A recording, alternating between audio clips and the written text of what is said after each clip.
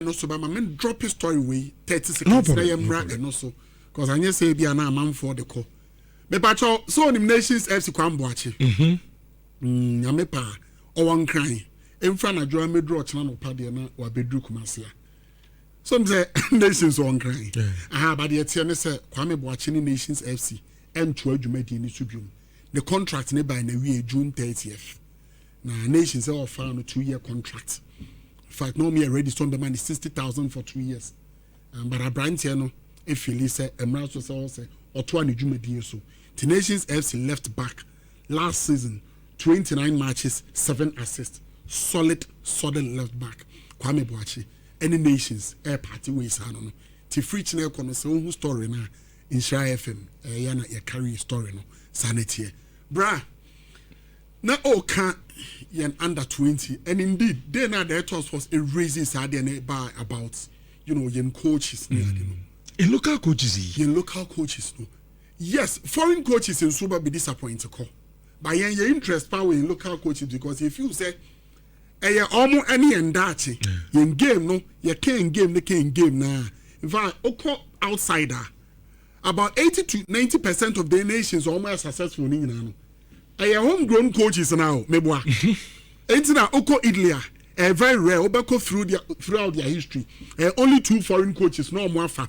Obeko France and so no. Nebi abekumba kubi pe ene wo. Omo achieve successes nano. Virtually, homegrown coaches. Sa obeko Spain and so no. Sa netie. Enti the moment obehu say local coaches performance consistently dropping, it becomes an issue that definitely you'd have to talk about. Okay. Rich, Maxwell Kunedu ain't just an ordinary coach. He's a coach, paying coaches now. Almost train him so almost tra. Yeah, can't say you use him as reference pointer. Maxwell Kunedu, but you have for movies are the coaches are. You're born with him. And for my own brother, he's a brother and he's one person on also coaching side. Me don't hear me penance me pa. But I think that Maxwell disappointed. No credit Maxwell de were disappointed big time. Because Rich, unim, yen under 20 there, ope yen junior national teams no. Baku otimi ma a lot of joy, pride the kese pa yen under 20. And yen under 20 na ye kano. Rich, and no any idea. Se kese ye pedati yen national team ye ya. Yen himself boys no. Obeka under 20 under 23. Yeah. Na yedi omu ababa be senior national team nancy pese reboarding because clear na san crowd the metros no insha nya effective yes and since under 20 ni mum na effective steady ade bi Ghana ekokoji 2009 World Cup no Egypt no be the first African nation yes I record nansa na nansa Morocco equal no Rich yam boys no me remfi say 100 the day ayu every team he was the number 10. He was the skipper for the side. But Patriam Fanam World Cup 2010. And we saw the performance. Yenya Rabiu. Yenya Brandford say Samuel Inku. No, we now a part of that squad. Refi Dominica dia. Soldier. Inti yen under 20 year ade ba ko a. Aya na ye ni wo ho. Now before Mojo World Cup, me remfi say no mo age Africans o. Omoji Africans and Omoji World Cup no Rwanda. No more Africans so. Inti e baby a ye ni wo hu yie pa. She recently mpo dynama Desmond Ofe. Baba be assistant coach of Black Stars. Under 20. Good. Open 1 under 20 who says so exciting even in terms of talent we believe say me my case Black Stars and me premier come once about talent also you do Roma. Jerry Efri okay Jerry Efri. Solid striker. That fair guy, no? Yes. Secondly, local Alcadesia. Jerry Free. Share that talent. And the ball, boy, the typical grown football, no? Your borders mon abaso. Said you my panel so no Emma Ghana phone na can say Debbie. Ope coach back where was or no so no. Ya me and Niconi who ya Jerry Free, sorry, Desmond. Inti anka honum ni di under 20 there. Benchmark the whole standard at the whole. I'm my own brother. Maxwell Kunedu. Or dear Woha. Say no because say na at the pressure ever. Nancy Ogum under 17. On also do I'm fine. She and there's another biani akofa for the abano. Yes, and so worrying. But at least you side so it shouldn't be a profit. No. Nancy some more bodu. Okay, bodu so yes. Also the award. I'm your papa, I'm in funny cranes ye. I'm the Oko summer text. I drew baby. Oh, coach. Oh, Nidi. Experienced coach, na near fee, and crying. I'll take you out to first. No, Olympics, of course. Yeah, my kind. That was okay. Local Black Stars. Yeah, local Black Stars or the corner. So now they are quack. Oh, sir, a baba saying now, man, your days here be making a case for your local coaches. And you're so worried. When you're making your done, as say you host a competition, Ninti. Can I say, and can say, Sinka, you're free. Can 20 WAFCON games move? Yes, but Rich, and also, okay, only my dear, Obesan, can I send that 20 in America, your Koje World Cup? No, be so be on him, under 20 no more. You campaign almost for 2 years. 2 years, oh, near campaign.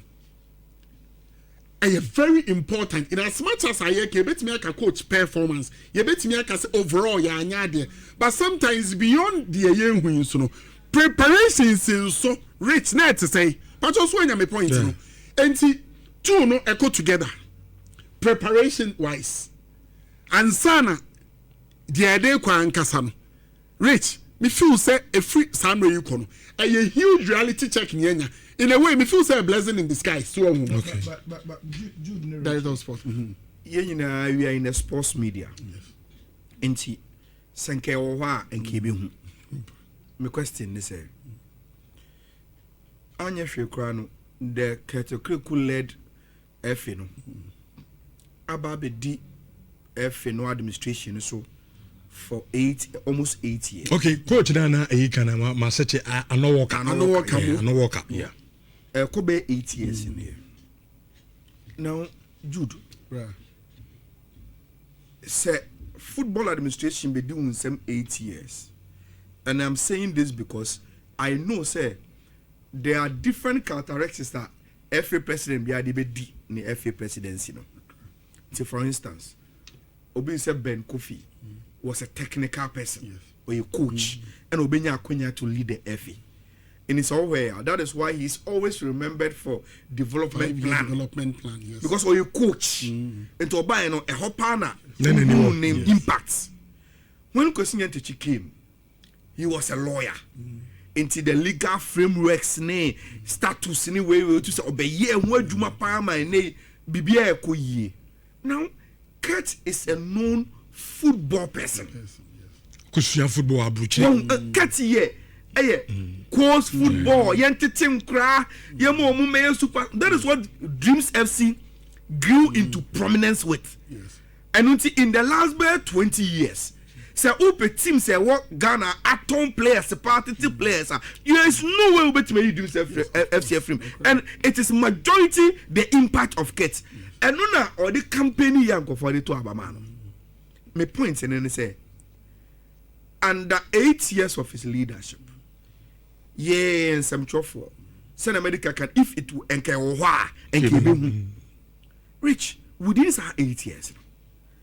Yeah, under 15, under 17 to under 20 no.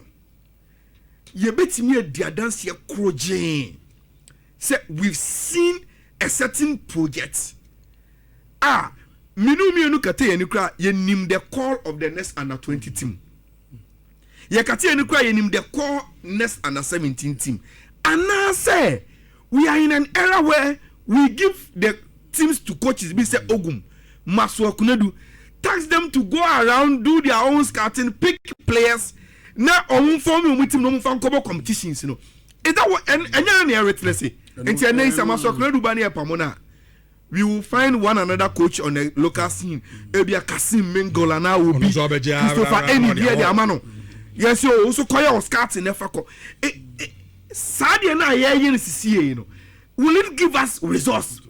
And I say we should forget about the resource now and keep the coach. Go back to the root cause of the air causing a problem, see, which is say, look, Kate, you are a football person. Forget about resource now. Let us see tangible. You building a U15 team. then there's a plan.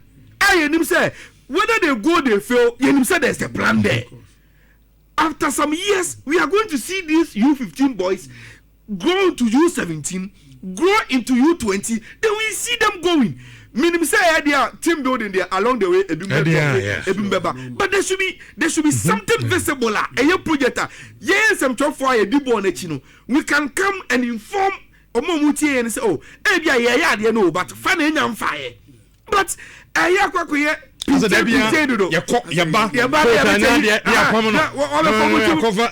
don't do football like that. Yes. You don't do football like that. Coaches in there are dead. Pull the players.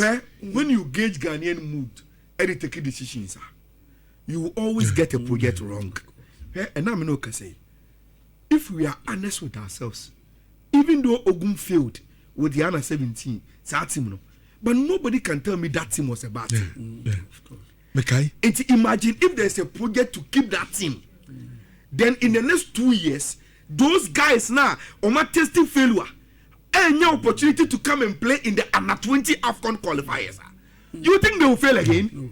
And by that time, say in terms of cohesion, no, could do say, minim sa sama making.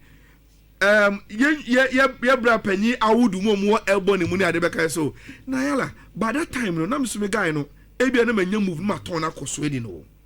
Me Okobana 17 by and me pe move a manako, and no crack. Until I make us team building at a point in time, a bimbe film,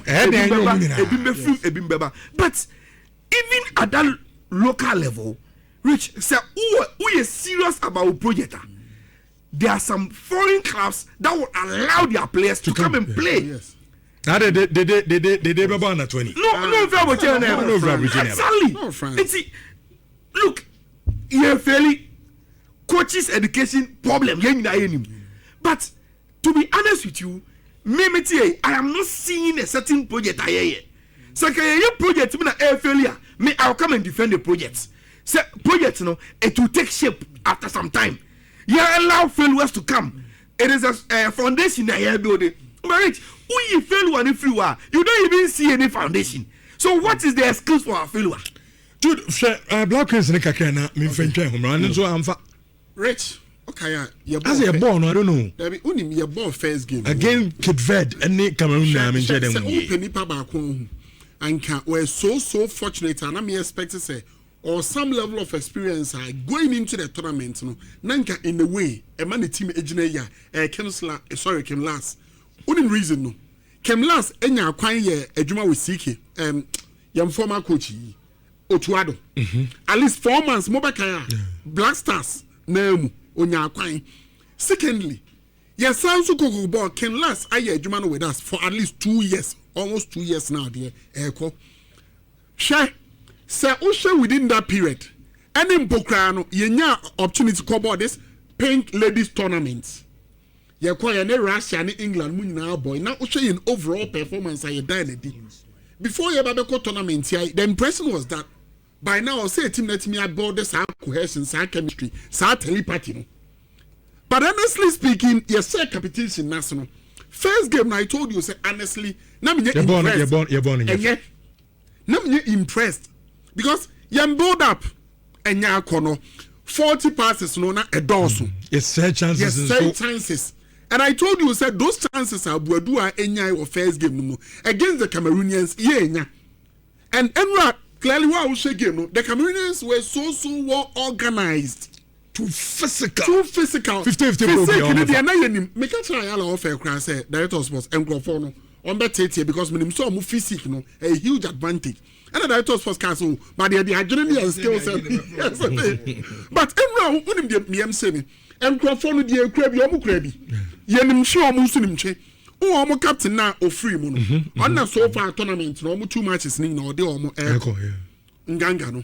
Solid. Me a sure say when film cry be there was attendance say, Nanke bet me as I concede. But there may be some uni.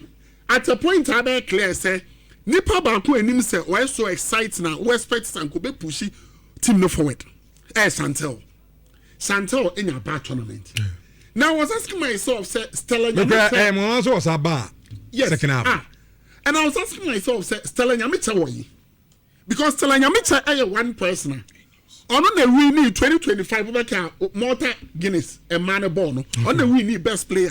Such an exciting talent and unim so no to me crab ball. And go bet me a creative spaces or bet me actually. Ne do there they crana or no so. Or such short no bet me a boy even from afar say. Mama say chomra. Ebia yamra no. Na kem lance it me am my reasons in tia man. Well because bro, because you born enye fe. Ya share matches ni na. Enye fe. So Usha Mali ball or even Mali against Cameroon and Cameroon said who match or the Cameroon and she against on the Cape Verde baller or side boy. So honestly speaking, but yeah, Dachi and Kilbiara and